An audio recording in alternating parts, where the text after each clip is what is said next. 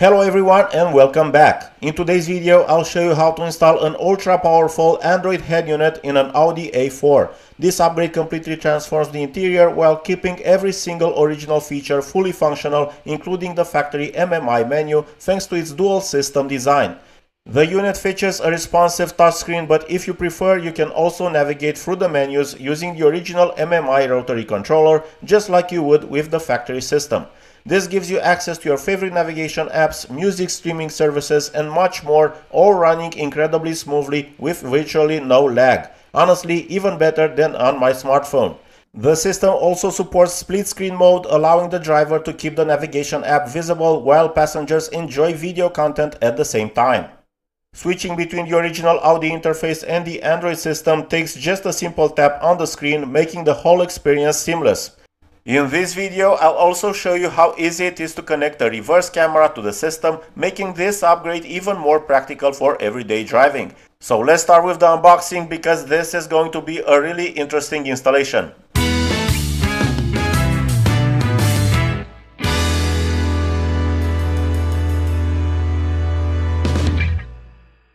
Inside this box is the Android unit and all of its accessories sold by Carputech. If you've been following the channel, you already know I've installed several of their units in other customers' cars because their products are simply outstanding. I'll also leave links in the description to some of my other videos featuring their products. This is the product page, and I'll leave all the necessary links both in the video description and in the pinned comment.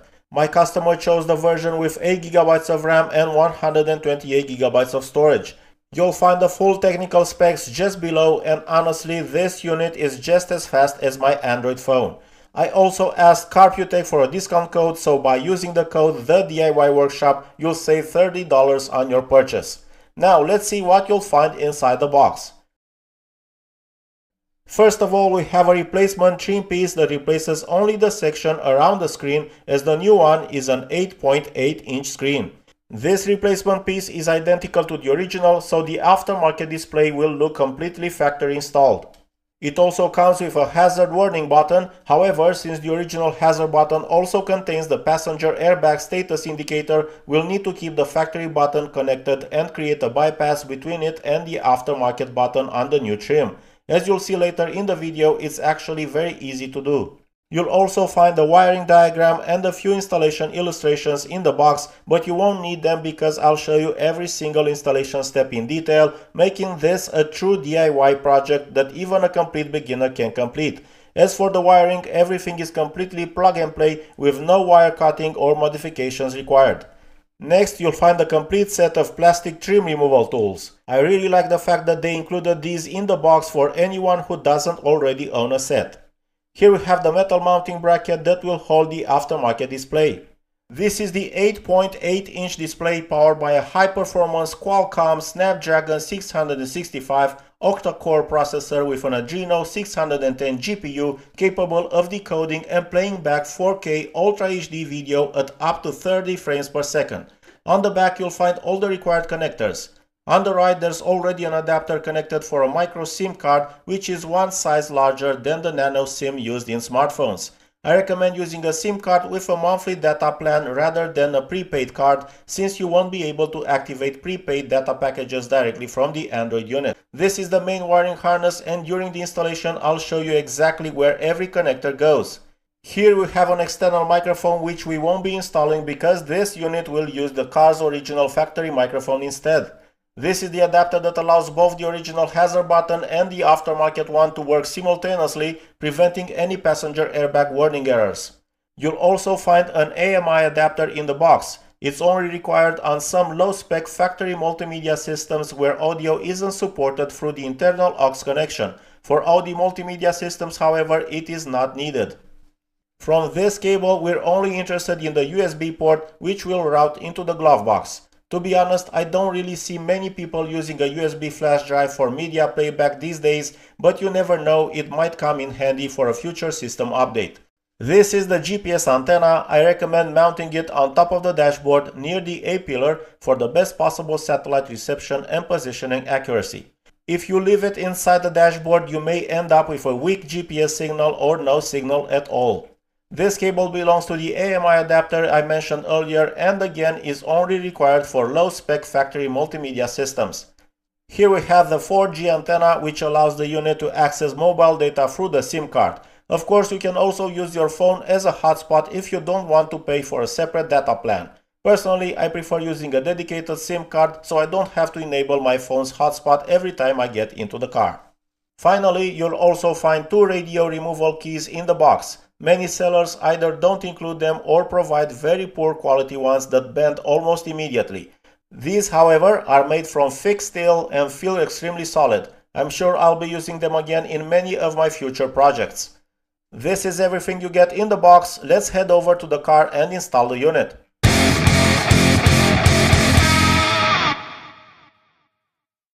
We'll start by removing the silver dashboard trim using one of the plastic trim removal tools included in the box. You only need to unclip the lower section starting from the media unit and working your way toward the driver's side air vent. Next, we'll disconnect the hazard button connector so we can completely remove the silver trim. There's a small retaining clip that needs to be pressed while pulling the connector out. I'm using a pick tool simply to give you a better view, but you can easily do it with your finger. We can now take out the large silver trim. These are the locations of the metal retaining clips. If you're able to remove the trim together with the air vent, that's even better. Mine came off separately, but I'll reinstall it before putting everything back together. To remove the factory media unit, insert the removal keys with the flat side facing outward into the small openings at the bottom.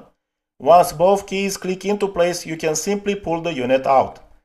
Next, we'll remove the factory display, which is secured with 4 T20 screws. I'll now pull the media unit out to gain access to the rear connectors, and then we'll move on to removing the glove box. To remove the glove box, you'll need to take out 6 8mm screws. I'll start by removing the side dashboard cover. Behind it, you'll find one of the glove box mounting screws, but I recommend removing that one last. Inside the upper section of the glove box, you'll find 3 more 8mm screws. Underneath the glove box, there are another 2 8mm screws. I'll start by removing the 3 upper screws. Then I'll move on to the 2 screws underneath the glove box. The side screws should be removed last so you can carefully lower the glove box.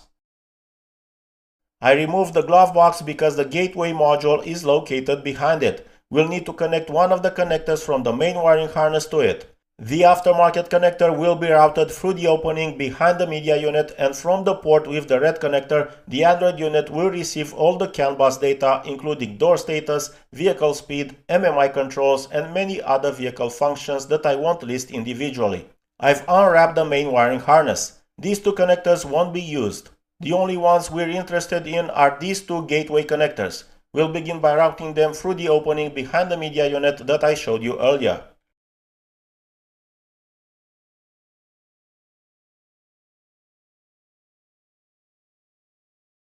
This is the retaining tab on the red connector. Press it with your finger and pull the connector out. The original red connector plugs into the black aftermarket connector. Push it in firmly and make sure it's fully seated. Then take the yellow connector and plug it into the original gateway port where the red connector was connected. Now it's time to remove the original display. It has 2 connectors that need to be disconnected. The white one is the LVDS connector, which carries the video signal from the factory media unit. Press the retaining tab and gently wiggle the connector until it comes out. The white-black connector has retaining tabs on both the left and right sides. Press both tabs simultaneously with your fingers while pulling the connector out.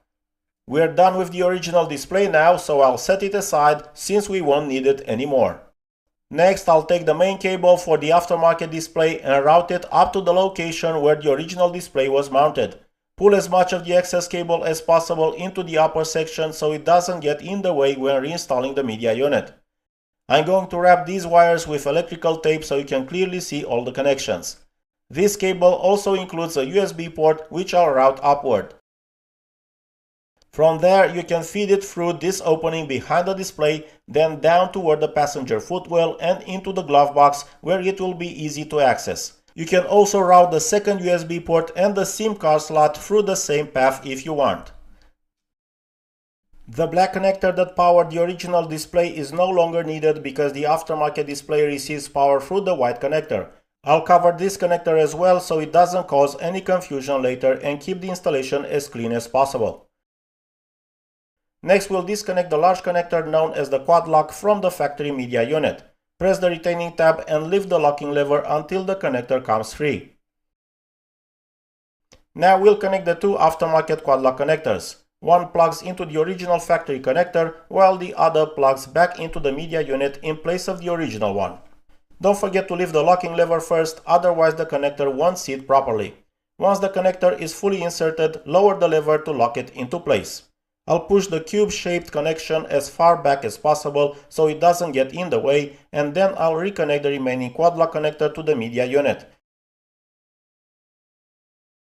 Just like before, lift the locking lever, insert the connector and lower the lever to secure it.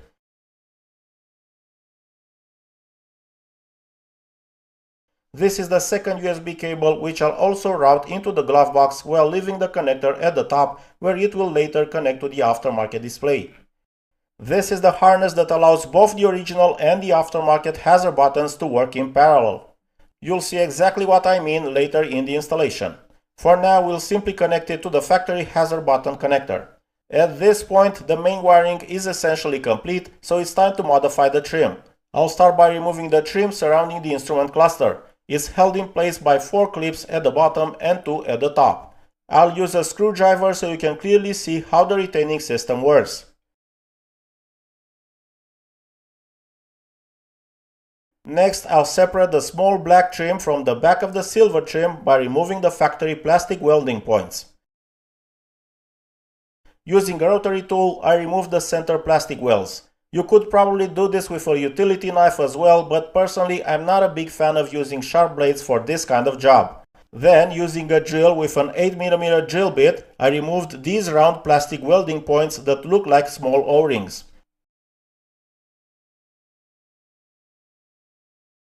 Using a knife, I separated the black trim that surrounds the original display. It's normally bonded in place with an adhesive compound that comes apart quite easily, so don't worry about cracking the trim. Just take your time and work your way around it. Once you reach the center section, lift the black trim on top of it slightly and the original display trim will simply slide out from underneath it. These are the 3 original plastic welding points.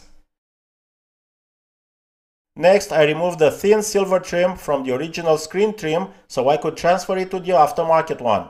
At first I thought it wouldn't fit because the shape looked slightly different, but as you'll see in a moment, we'll keep it and secure it underneath the silver trim. The original hazard button is held in place by 2 metal retaining clips, one on the top and one on the bottom. Press both clips at the same time and simply push the button out. We must keep it connected because it also contains the passenger airbag status indicator. Without it, the vehicle would display a passenger airbag warning. I installed the aftermarket black trim exactly where the original one was positioned, sliding it underneath the trim on the right side. Then, using a soldering iron, I recreated the original plastic welds at the factory mounting points. If you don't own a soldering iron, you can easily borrow one or buy one. They're very inexpensive nowadays and will definitely come in handy for many other DIY projects. As I mentioned earlier, I then realized we also get to keep the thin silver trim, which made me really happy because the finished installation looks completely OEM. I used super glue to secure the 2 trim pieces together again, but that's actually a bit risky because the glue can easily run onto the visible side where it can't be removed. It also creates a very rigid bond compared to the original flexible adhesive. I recommend using a good quality paste type adhesive instead, as it provides a cleaner and more flexible bond. Back in the car, I routed all the wiring through the metal mounting bracket included in the kit. Unlike the factory bracket, this one is secured with only 3 mounting points. I reused the original screws. Now it's time for a quick test to make sure everything is working correctly and to prepare the wiring for the rear view camera. I'll leave the camera cable inside the dashboard because the owner will soon be installing an integrated trunk handle camera. This is what the handle integrated camera looks like after it was installed by the owner. For this tutorial, however, I'll show you how to connect a universal rear view camera since I still have one left over from a previous project. I'll connect the camera's red power wire to the blue wire labeled camera 12V power. This Android unit outputs 12 volts on this wire even on vehicles equipped with manual transmission. That's a huge advantage because with most Android units, you'd normally have to run an additional trigger wire all the way to the reverse lights, making the installation much more complicated and time-consuming. I used heat shrink tubing to create a secure connection between the two power wires. The video cable connects to the RCA input labeled camera in. I recommend securing this connection with electrical tape so it can't accidentally come loose. This is the camera, which comes with its own power adapter. I'll connect it to the matching power connector. The black wire is the ground wire and you don't have to connect it to anything. We're only interested in the red power wire and the RCA video connector. Once the power wire is connected and the video cable is plugged in, the wiring that will eventually run to the rear of the vehicle is complete. In the settings, I enabled the aftermarket rear camera and now we can test it. This car has a manual transmission, so I'll shift into reverse, and as you can see, we immediately get the rear camera image. Now that we've successfully tested the camera, we can route the cable that will run to the back of the car through the same opening we used for the USB cables, then above the glove box and through the side opening in the dashboard.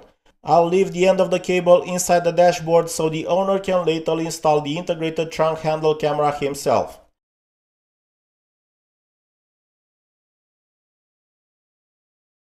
This is the original hazard button, which I'll now connect to the bypass harness I showed you earlier. The remaining connector plugs into the aftermarket hazard button. I'll most likely leave the original button secured behind the display where it fits nicely.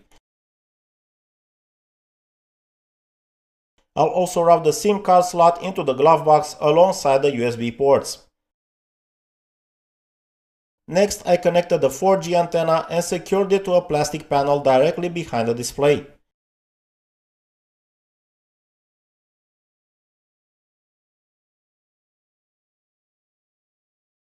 I also routed the GPS antenna cable through the opening behind the display and connected it to the screen. You could mount the GPS antenna inside the dashboard above the glove box, but the satellite reception would most likely be very weak or you might not get any signal at all. That's why I'll mount it right next to the A-pillar for the best possible reception. Now I can connect the two main connectors to the aftermarket display. Don't forget to connect the LVDS cable as well, otherwise you won't be able to access the factory MMI interface. I placed the display into the metal mounting bracket and secured the upper section using the two small screws provided in the box. Next, we'll reinstall the trim, but first I need to remove the metal retaining clips from the original trim surrounding the display and transfer them to the aftermarket one. I'll install only 3 of them on the aftermarket trim by simply pressing them into place. I then reattach the driver's side air vent and the instrument cluster trim to the silver dashboard trim. We are now close to clipping the large silver trim back into place.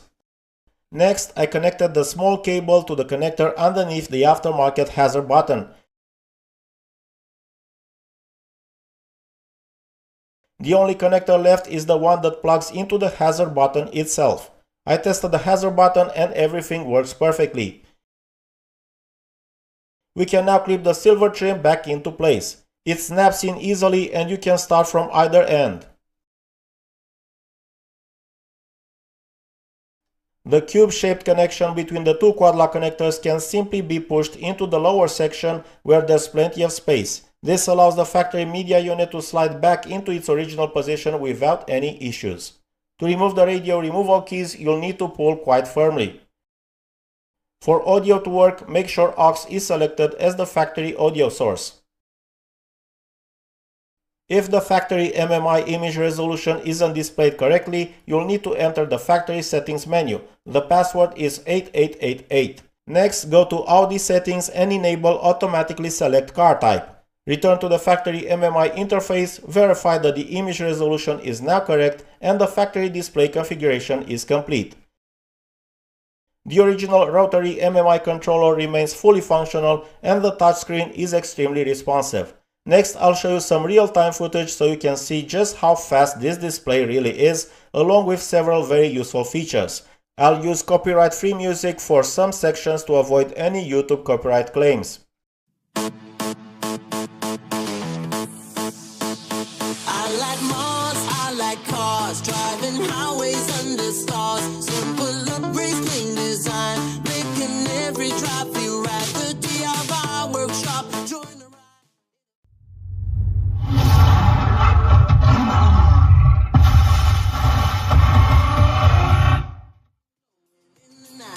Camera view is crystal bright, hands on wheel, eyes ahead, every corner.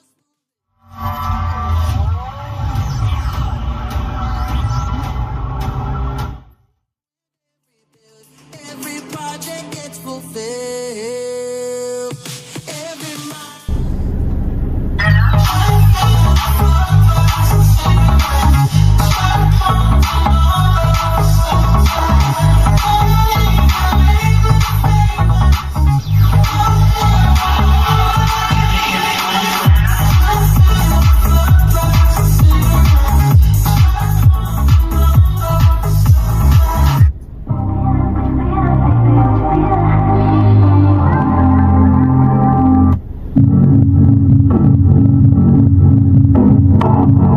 So tonight,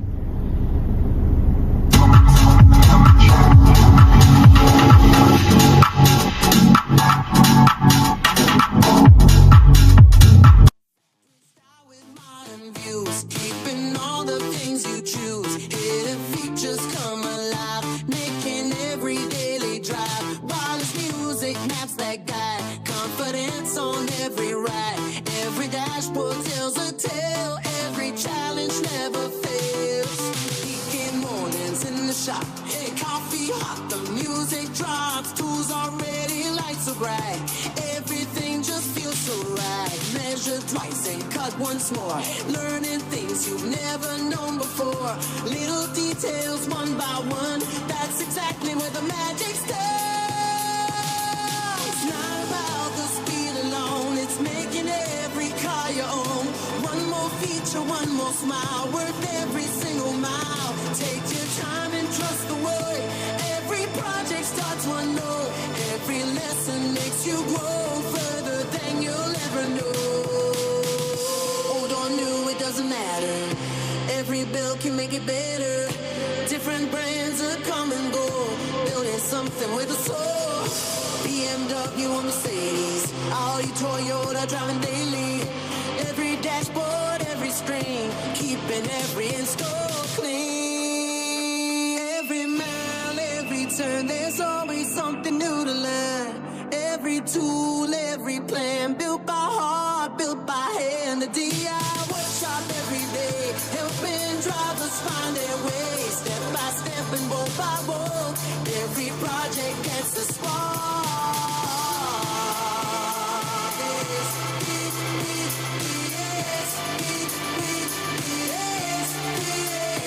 I like Mars, I like cars, turning dreams into garage stars. The DIY workshop, every day helping drivers find their way. No matter where the road may go, every build begins to grow. One more project, one more star, driven by an engine and by heart. Turn the key, enjoy the ride. Every journey starts inside. Build it clean and build it smart. That's where every story starts. The DI workshop is the place. Sharing knowledge, sharing faith. One more road, one more day. See you on the next upgrade.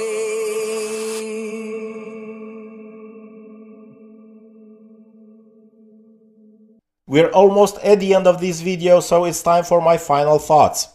Honestly, I can say without hesitation that this Carputech unit is absolutely fantastic. I genuinely tried to find some downsides or weak points, but I simply couldn't find any. The 8GB RAM, 128GB storage version is actually faster than my own Android phone. My customer is extremely happy with both the performance of the unit and especially with how perfectly it integrates into the factory interior. Everything runs smoothly and without any lag, provided you have a good mobile data connection. Personally, I prefer using a dedicated SIM card, but using your smartphone as a hotspot works just as well.